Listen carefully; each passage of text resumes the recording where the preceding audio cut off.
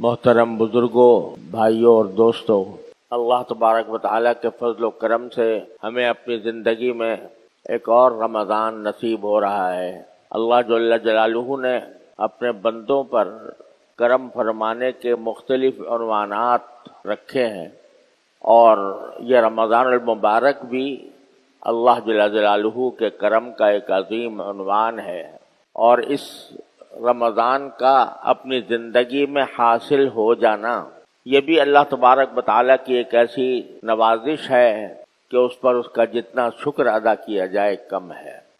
آپ ذرا سوچیں کہ پچھلے سال رمضان میں یا اس سے پہلے سال رمضان میں کتنے ہمارے اعزاء اقربا، دوست احباب، ملنے جلنے والے رمضان المبارک کی عبادتوں میں ہمارے ساتھ شریک تھے، نمازوں میں، روزوں میں اور دوسرے عبادات میں ہمارے ساتھ شریک تھے، لیکن آج وہ دنیا میں موجود نہیں رہے اور رمضان المبارک کی ساعتوں سے فیضیاب ہونے کا موقع ان کے لیے ختم ہو گیا۔ لہذا جب رمضان المبارک ہم پر سایہ فگن ہو تو سب سے پہلی چیز اور سب سے پہلا کام جو ہم پر واجب ہوتا ہے وہ اللہ جل جلالہ کا شکر ہے۔ یا اللہ، آپ کا فضل و کرم ہے، آپ کا شکر ہے کہ آپ نے یہ مبارک مہینہ ہمیں اپنی زندگی میں عطا فرما دیا، اور اس بات کا موقع فراہم فرمایا کہ اس مہینے کے اندر ہم اپنے گناہوں کی بخشش کا سامان کر لیں، اور جس مقصد کے لیے اللہ جل جلالہ نے یہ مہینہ مقرر فرمایا اور جن کاموں کی اس میں ہم کو ہدایت عطا فرمائی، اللہ تبارک و تعالیٰ نے کے فضل و کرم سے وہ ہماری زندگی کا ایک اہم سرمایہ ہے۔ اللہ تعالیٰ اس سے ہمیں صحیح فائدہ اٹھانے کی توفیق عطا فرمائے۔ اصل میں دیکھا جائے تو صبح سے لے کر شام تک کے جتنے اوقات ہوتے ہیں وہ سارے سال میں ہر روز ایک جیسے ہیں۔ سورج نکلتا ہے، بڑھتا ہے، دھوپ ہو جاتی ہے، شام ہوتی ہے، سورج غروب ہو جاتا ہے، رات آ جاتی ہے۔ یہ سلسلہ 12 مہینے جاری رہتا ہے، اور دن کے اعتبار سے اگر دیکھا جائے تو رمضان کا دن اور شعبان کا دن اپنی ظاہری حالت کے اعتبار سے یکساں ہیں۔ وہی سورج نکل رہا ہے، وہی غروب ہو رہا ہے، وہی دھوپ آ رہی ہے، وہی رات آ رہی ہے۔ یہ سارے ظاہری حالات کے اعتبار سے سب برابر نظر آتے ہیں، لیکن اللہ جل جلالہ بعض مرتبہ اپنے غافل بندوں کو اپنی طرف متوجہ فرمانے کے لیے اور رجوع اللہ کا ایک موقع فراہم کرنے کے لیے کسی خاص دن کو، کسی خاص مہینے کو، کسی خاص عشرے کو اپنی طرف منسوب فرما لیتے ہیں، نسبت عطا فرما دیتے ہیں کہ یہ میرا مہینہ ہے، یہ میرا دن ہے، یہ میری رحمتوں کا دن ہے، یہ میری برکتوں کا دن ہے، یہ میری برکتوں کا عشرہ ہے، یہ میری برکتوں کا مہینہ ہے۔ تو اس نسبت کی وجہ سے اس جگہ میں یا اس زمانے میں اللہ تبارک و تعالیٰ کے فضل و کرم سے ایک خاص تقدس پیدا ہو جاتا ہے، اور اللہ تعالیٰ کی رحمتیں اور برکتوں کا ایک نزول اس میں عام دنوں سے زیادہ ہوتا ہے۔ جیسے آپ نے دیکھا کہ بیت اللہ شریف ہے، اگر ظاہری اعتبار سے دیکھو تو عمارت ہے، وہ بھی پتھر میں کی عمارت ہے، اس کے اندر بھی ویسے ہی پتھر لگے ہوئے ہیں، ویسے ہی سیمنٹ لگا ہوا ہے جس طرح عام عمارتوں کے اندر ہوتا ہے۔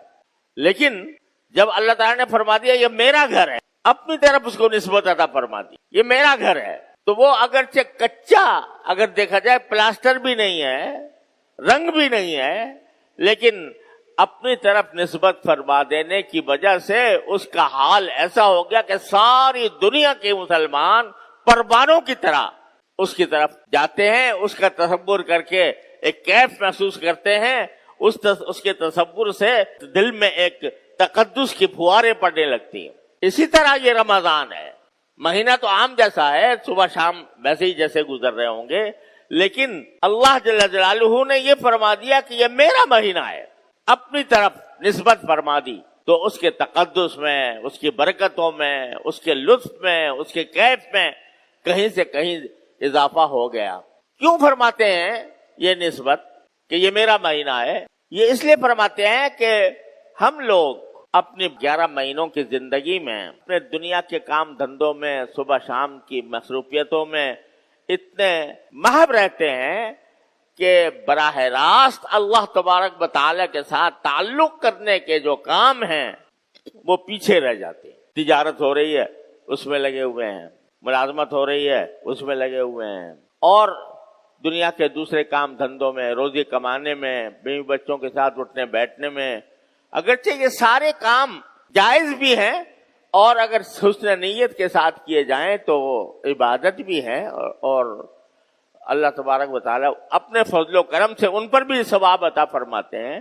لیکن ایک ہوتا ہے براہ راست اللہ جل جلالہ کے ساتھ تعلق قائم کرنا، اللہ تعالیٰ سے لو لگانا، اللہ تبارک و تعالیٰ کی طرف رجوع کر کے اپنا ایک بندگی کا رشتہ اللہ تبارک و تعالیٰ کے ساتھ قائم کرنا کہ اللہ میں بندہ ہوں، آپ میرے پروردگار ہیں. جب مجھے کوئی حاجت درپیش ہو میں اپنے پروردگار سے مانگوں یا اللہ میری یہ حاجت درپیش ہے، اپنے فضل و کرم سے میری حاجت پوری فرما دیجیے.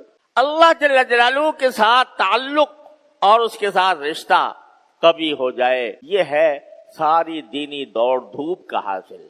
اور یہ کبھی کرنے کے لیے یہ زمانہ آیا ہے رمضان کا مہینہ کہ ایسا لگتا ہے جیسے باری تعالیٰ فرما رہے ہیں کہ اے میرے بندو، غافل بندو، کہاں بھاگے جا رہے ہو؟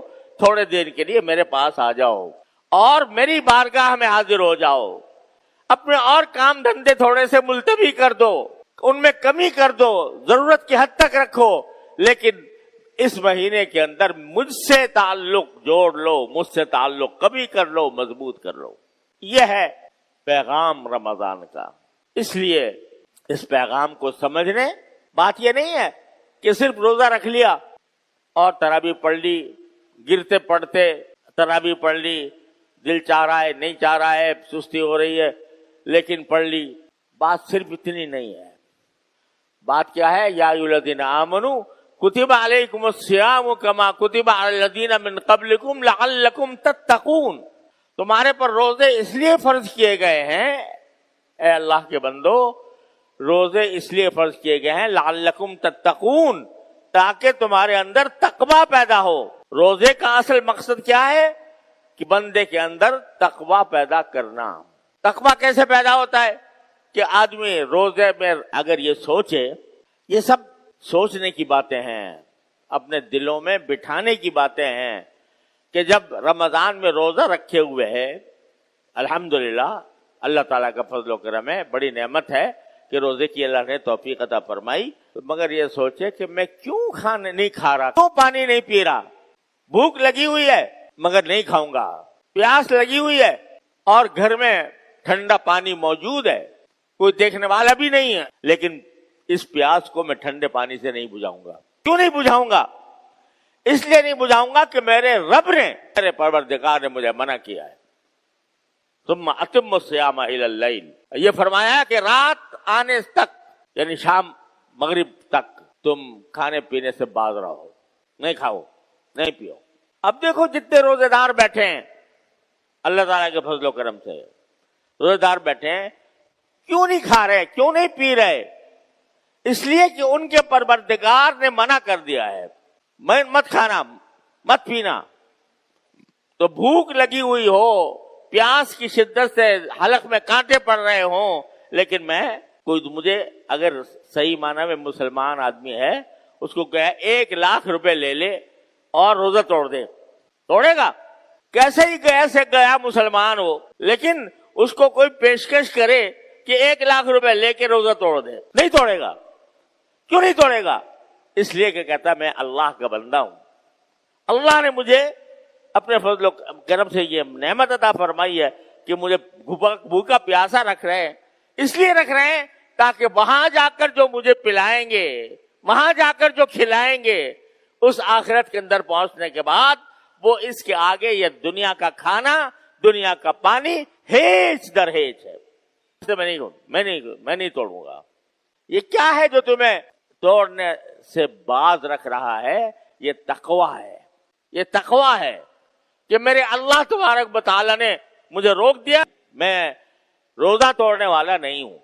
یہ تقوی اللہ تبارک و تعالیٰ کی تقوی کی مشق کرا رہے ہیں، اور تقوی کی مشق کرا کے یہ دل میں بٹھانا چاہتے ہیں کہ تم اللہ کے بندے ہو، اور بندے کا کام یہ ہے کہ جو آقا جو حکم دے دے وہ یہ دیکھے بغیر کہ اس میں مصلحت کیا ہے، اس میں حکمت کیا ہے، اس میں فائدہ کیا ہے، بندے کا کام یہ ہے کہ اس کو بجا لائے، خواہ تکلیف ہو رہی ہو، خواہ پریشانی ہو رہی ہو، لیکن میرے پروردگار نے مجھے یہ فرمایا میں یہ کام کر کے رہوں گا، اور جس چیز سے اس نے روکا ہے اس سے رک کے رہوں گا۔ یہ مشق کرائی جانے مقصود ہے اس رمضان کے مہینے کے اندر ہم سے اور آپ سے تقوی کی مشق۔ اب ذرا سا اسی کو رخ بدل کر دیکھیں کہ مشق کیسے کرائی جا رہی ہے، کہ ایک ایسے طریقے سے کرائی جا رہی ہے کہ بھئی ایک نظام بنا دیا پوری دنیا کا کہ یہاں دنیا میں جہاں مسلمان بستا ہے وہ اس دن میں کھانے پینے سے پرہیز کرے گا۔ اب بھائی یہ بھی ذرا سے سوچنے کی بات ہے کہ ہم کھانا جو تھا وہ کوئی حرام کام تھا، حلال تھا۔ یا ایھا الرسول کلوا من الطیبات واعملوا صالحا، اللہ تعالیٰ نے فرمایا جو پاکیزہ چیزیں میں نے تمہارے لیے پیدا کی ہیں اس کو کھاؤ آرام سے، اللہ کے شکر ادا کرو کھا کر۔ کوئی حرام تھا؟ نہیں۔ پانی پینا حرام تھا؟ نہیں۔ لیکن تم نے اللہ کی خاطر، اللہ کے حکم کی خاطر پانی پینا چھوڑ دیا، کھانا کھانا چھوڑ دیا، یہ سب چھوڑ دیا۔ تو جو چیز پہلے ہی سے حرام تھی، جو چیز پہلے ہی سے حرام تھی، رمضان سے پہلے ہی سے حرام تھی، وہ اگر نہ چھوڑی تو یہ کیسا روزہ ہوا؟ جھوٹ حرام تھا کہ نہیں؟ چاہے رمضان ہو یا غیر رمضان ہو، جھوٹ حرام تھا۔ اگر کھانا پینا جو حلال تھا وہ تو چھوڑ دیا، لیکن جھوٹ جو حرام تھا وہ نہ چھوڑا، تو یہ عجیب بات ہو گئی کہ بھئی یہ ایک طرف تو کہہ رہے ہو کہ میرے مالک نے کہا ہے کہ کھانا چھوڑ دو اس لیے چھوڑ رہا ہوں، لیکن دوسری طرف مالک نے یہ بھی تو کہا ہے کہ جھوٹ نہ بولنا، وہ نہیں چھوڑتے، اور مالک نے یہ بھی تو کہا ہے کہ غیبت نہ کرنا، وہ نہیں چھوڑتے۔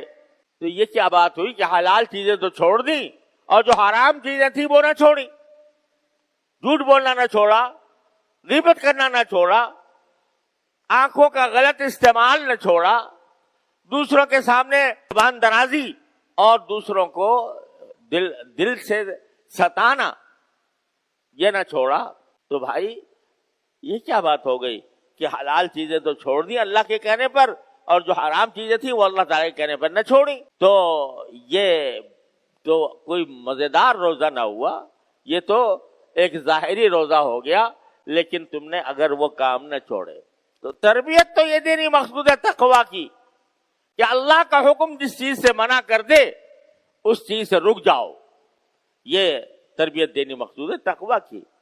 تو اس لیے اس مہینے میں صرف اگر کھانا پینا ہی نہیں چھوڑنا، جھوٹ بولنا بھی چھوڑنا ہے، دھوکہ دینا بھی چھوڑنا ہے، غیبت کرنی بھی چھوڑنی ہے، دوسرے کو ستانا بھی چھوڑنا ہے، بلند آواز سے بول کر کسی کا دل دکھانا بھی چھوڑنا ہے، اور جتنے ایسے کام ہیں جو انسان کو تکلیف پہنچانے والے ہیں وہ بھی چھوڑنے ہیں۔ بیچارہ ایک روزہ دار آ گیا تمہارے پاس کوئی چیز خریدنے کے لیے، تم کو میں اس کی کھال کھینچ کے اور پھر روزہ رکھوں گا، تو اس کو گرا فروشی تم نے رمضان کے اندر شروع کر دی، تو یہ کوئی روزے کی حقیقت تم نے نہ سمجھی۔ لعلکم تتقون، تقوی کے لیے پیدا یہ مہینہ لایا گیا ہے، لہذا اس سے چھوڑو۔ یہاں تک کہ رسول کریم سرور دو عالم صلی اللہ علیہ وسلم نے فرمایا کہ اگر اس مہینے کے اندر کوئی تم سے لڑائی جھگڑا کرنا بھی چاہے، لڑائی جھگڑے پر آمادہ ہو جائے اور تمہارے سے کوئی لڑائی جھگڑا کرنا چاہے تو کہہ دو بھائی میرا روزہ ہے، یعنی میں تمہاری سے لڑائی جھگڑے میں شریک نہیں ہونا چاہتا، میں فریق نہیں بننا چاہتا، میرا تو روزہ ہے۔ کیا معنی روزہ ہونے کے؟ جب میرا روزہ ہے، کھانا پینا میں نے چھوڑ رکھا ہے، تو لڑائی جھگڑا کیوں نہ چھوڑوں؟ تو تم نے تمہارے سامنے اگر کوئی آئے آدمی جسے لڑائی جھگڑا کرنے والا ہو، اور بعض لوگ کی عادتیں ہوتی ہیں کہ بات بے بات کوئی دوسرے کو تانا مار دیا، کوئی برا بھلا کہہ دیا، اب آپ اگر اس کے جواب دہی پر آمادہ ہو جائیں، اس میں حدود سے بعض اوقات تجاوز ہو جائے، تو روزے کی جو حقیقت ہے وہ حاصل نہ ہوئی۔ لہذا رسول کریم سرور عالم صلی اللہ علیہ وسلم فرماتے ہیں کہ اگر کوئی جھگڑنے والا تم سے جھگڑا بھی کرنا چاہے تو کہہ دو کہ میرا روزہ ہے۔ کیا مانا؟ کہ وہ گالیاں دے رہا ہے، وہ برا بھلا کہہ رہا ہے، وہ غصہ ہو رہا ہے، کہ تو بھئی میرا روزہ ہے، نہ میں گالی دوں گا، گالی کا جواب گالی سے دوں گا، نہ تمہارے جھگڑے میں شریک ہوں گا، نہ تمہارا کوئی جواب دوں گا، میرا جواب صرف اتنا ہے کہ میرا روزہ ہے، میں تمہارے ساتھ الجھنا ہی نہیں چاہتا، بات ختم ہو گئی۔ تو اس لیے یہ تقوی کا جو روزے کا جو اصل مقصود ہے قرآن کریم نے بیان فرمایا وہ یہ ہے کہ تمہیں تقوی حاصل ہو۔ تقوی اسی وقت حاصل ہوگا جب کھانے پینا چھوڑنے کے ساتھ تم اپنے ناجائز کام جتنے بھی ہیں، چاہے وہ ایسے کام ہو جو جن کے تعلق زبان سے ہے، چاہے ایسے کام ہو جن کے تعلق نگاہ سے ہے، نگاہ کو محفوظ رکھو، زبان کو محفوظ رکھو، کانوں کو محفوظ رکھو، اور اس طرح روزہ گزارو تو تمہارے تقوی کی منزل انشاءاللہ حاصل ہو جائے گی۔ بس یہ طے کر لیا جائے کہ رمضان کے مہینے میں میری زبان سے کوئی بات غلط نہیں نکلے گی، خاموش رہوں گا، حتی الامکان خاموش رہوں گا، اور میری نگاہ کبھی کسی غیر محرم پر یا اس کی تصویر پر نہیں پڑے گی۔ ایک مصیبت آ گئی ہے، یہ موبائل کا ہر ایک کے ہاتھ میں ہے، بچے کے ہاتھ میں ہے، اور جو گناہ کبھی کہیں جا کر کیے جاتے تھے اپنے گھر کے اندر خلوت کے اندر کیے جا رہے ہیں۔ ارے بھائی کم از کم رمضان کے اندر تو کم از کم اس سے اپنے آپ کو بچا لو اور نگاہ کی حفاظت کرو۔ اگر کھانا پینا چھوڑ دیا اور آنکھوں سے گناہ کماتے رہے، زبان سے گناہ کماتے رہے، تو رمضان کا فائدہ کیا ہوا؟ لہذا اللہ تعالی ہمیں اس پر عمل کی توفیق عطا فرمائے کہ جس طرح ہم کھانا پینا چھوڑے ہوئے ہیں اسی طرح ہر طرح کے گناہ بھی چھوڑے ہوئے ہوں، زبان کے بھی اور آنکھ کے بھی اور کان کے بھی، ہاتھ پاؤں کے بھی، ہر طرح کے گناہ ہم نے چھوڑے ہوئے ہوں۔ تو انشاءاللہ اس طرح رمضان گزرے گا تو رسول کریم صلی اللہ علیہ وسلم کی طرف سے خوشخبری سن لو۔ رسول کریم صلی اللہ علیہ وسلم نے خوشخبری دی کہ من سلم لہ رمضان سلمت لہ السنہ، جس کا رمضان سلامتی سے گزر گیا تو انشاءاللہ اس کا سال بھی سلامتی کے ساتھ گزرے گا۔ یہ ایک روایت میں نبی کریم صلی اللہ علیہ وسلم کے الفاظ منقول ہے۔ تو اگر اللہ تبارک و تعالی ہمارا رمضان اس طرح گزار دے کہ گناہوں سے خالی ہو تو انشاءاللہ سال بھی اللہ کی رحمت سے امید ہے کہ گناہوں سے خالی ہوگا۔ اللہ تبارک و تعالی اپنے فضل و کرم سے، اپنی رحمت سے ہمیں اس پر عمل کرنے کی توفیق عطا فرمائے۔ وآخر دعوانا الحمدللہ رب العالمین۔